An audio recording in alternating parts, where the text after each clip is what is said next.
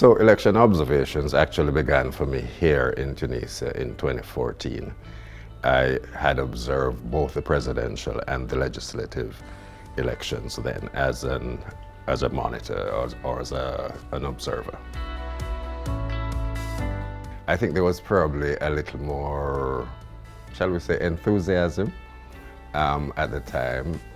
So many persons were coming into the voting booths with all sorts of expectations, I believe. There really was an enthusiasm. I think this time, several years later, it's not as much of a novel experience for so many persons. I was also very heartened by the fact that so many of the voters that we saw brought their children along, and that they took them through the polling stations. Some even had their fingers dipped in the ink, and I think that also helps to normalize the process. The kids grow up knowing that this is something their folks have done.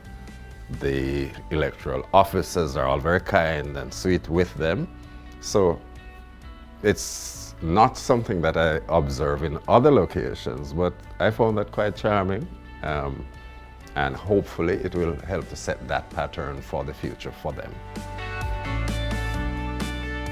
There is a sense in which an observation mission perhaps grants a certain degree of credibility when elections are either brand new, or there may have been some skepticism about the results in previous elections.